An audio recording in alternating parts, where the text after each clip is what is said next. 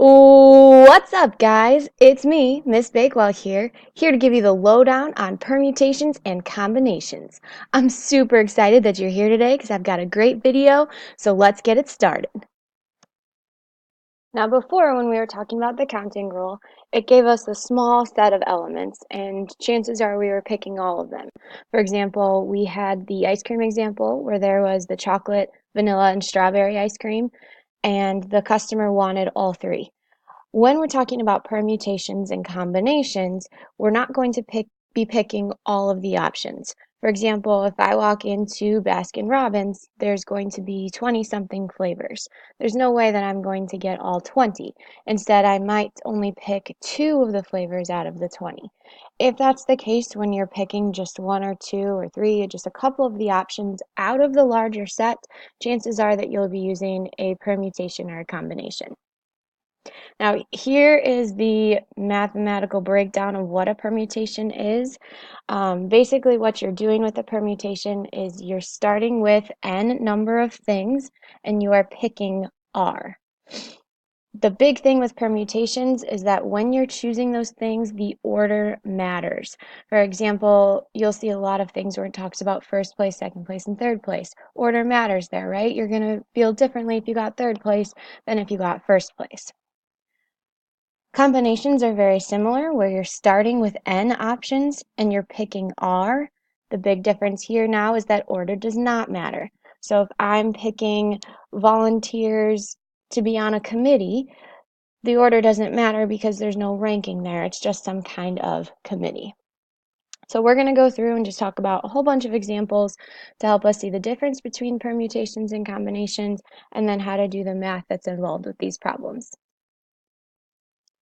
So some common examples of permutations would be the lock on your locker. It has to go in a certain order, so that is a permutation. Finishing first, second, and third, like we talked about. Officers for an election, winning vice president is very different than winning president. Batting order is another permutation because batting first is different than batting fifth. Combinations, asking for 3 volunteers would be a combination because there's no order. It doesn't matter what order you pick those volunteers. Handing out prizes, if I have the same prize 10 times, it doesn't matter if I give you that prize first or second, you're still receiving the same prize. And then just selecting people to be on a team. Big difference again is that permutations, order matters. Combinations, order does not matter. So in our first example here, we have a group of people that are shaking hands, and I need to figure out how many different ways can a certain number of people shake hands. So the first thing I need to think about is, does this order matter? Well, in this case, it'll be a no, because if I shake Sally's hand and then I shake Johnny's hand, it doesn't matter whose hand I shake first, I'm still shaking the same number of people's hands. I still shook Sally's and I still shook Johnny's hand. So the order doesn't matter in which you are shaking hands here. So because that order doesn't matter, I'm going to be using a combination. Now what we need to do first is think about how many people I'm starting with. In this first little bullet point, it says I'm starting with 2 people. So I'm going to put a tiny little 2 here. That's my starting number of people. We said that the order does not matter, so I'm using a combination. And then I need to think about how many people I'm choosing. Well, in order to shake hands, you need 2 people, so I'm going to put a little 2 right here. I know the notation looks a little bit different than what we've seen before, but it does get easier as you work with it more. Now what we're going to do is use our calculator to help us figure out this little combination here. So I'm going to open up my calculator here. The first thing that you want to do is type in the number that you're starting with. So in this case, I started with a 2. Now I need to tell my calculator that I want a combination. So I'm going to go to Math. I'll scroll over to Probability. And then here you'll see your 2 options. There's permutations and combinations. I want a combination, so I'm going to go down. And it should pop up with a little C. Now, some of the calculators will look just like this. Others of them will look a little bit different, but as long as you see that C there, you are good to go. The next number I had was a 2, so I'll type that in, hit enter, and it tells me that choosing 2 is 1.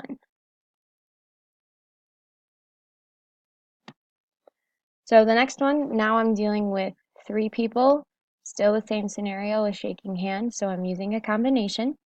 So I'm starting with a 3 this time because there's 3 people in total. Have my capital C because I'm using combinations, and then my little 2 again. So I'll go back to my calculator. I'm now typing in 3, math, probability, down to combinations, enter, and hit 2. This time it gives me 3. That means that if there were 3 people in the group, there's 3 different ways that they could all shake hands. Go ahead and pause the video right now and try on your calculator to find the combinations using 4 people, 5 people, and 200 people.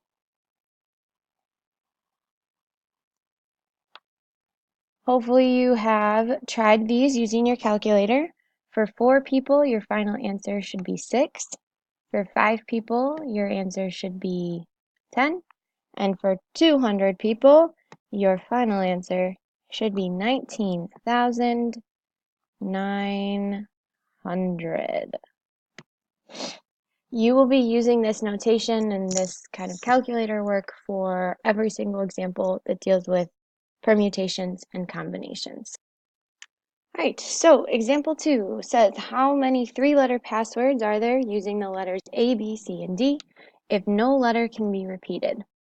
Now we have done this one using the counting rule before, and you absolutely could, but I want to show you how you could do it using permutations and combinations. So the first thing I need to think about is, does the order matter? Well, whenever I'm dealing with some kind of password, the answer is automatically yes. There's no way that the order doesn't matter whenever you're dealing with that password. So since the order matters, I know I'm going to have to use a permutation. From here, I need to think about how many letters I'm starting with and how many letters I am picking. Well, it says that I'm using the letters A, B, C, and D. That's 4. So I'll put my little 4 out front here because I'm starting with 4 letters. And it says I'm picking a 3-letter password. So that'll make this little number right here a 3. Now I'll switch over to my calculator and type that in. So I have 4 over probability. This time I'm using P for the permutation, and I am picking 3. Tells me that there are 24 options. So how many 3-letter passwords could I create? I could create 24 3-letter passwords. All right, example 3 says how many committees of 3 can be selected from 4 people? Again, I need to think about, does that order matter? Well, if I'm just picking a committee, it doesn't matter if I pick you first or if I pick you fourth or third, whatever. It doesn't matter the order that I'm picking you in. You're still going to be a part of that committee. So does this order matter? The answer is no. Because order doesn't matter, I'll be using a combination. From here, I want to think about how many people I'm starting with. Starting with 4 people. And I'm picking 3 because it wants me to pick a committee of 3. So I go right here. Now, once you go to your calculator and you type that in, I'll just give you the answer. Should give you 4. Now, hopefully you noticed that between this example and the last example, there's a big difference between permutations and combinations. They cannot be used interchangeably, so it's really important that you're starting off each of these problems thinking about, does that order matter? Go ahead and pause your video here and try example 4 on your own. After you've done it on your own, go ahead and start the video again, and I will kind of walk you through what should have been done. All right, so after you have tried this on your own, this is the correct answer. I used a combination because the order doesn't matter of those cards that I have in my hand. Even if I shuffle them up in my hand, I still am going to have the same 5-card hand. So that is why I'm using a combination. I have a 52 out front here because there are 52 cards that I am starting with, 52 cards in the deck, and a 5 here because you're choosing 5. We will go ahead and kind of talk through example 4. So example 5, says, in how many ways can our class select a president, vice president, and secretary if no student can hold more than one office?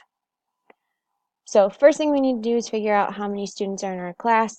For this example, we're just going to assume that there are 23 kids in our class. I know it's not exact, but just roll with it. Next, I need to think about if order matters or not. Well, since I'm talking about 3 different positions, and all 3 positions are different, order is going to matter. So I'll have to use a permutation. Starting with the 23 students, I am going to be picking 3 students for positions.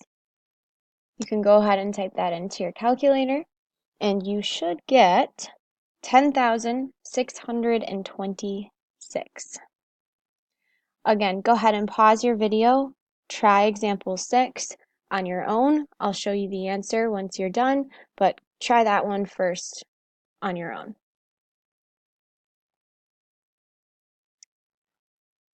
All right, the answer to 6 should be 504.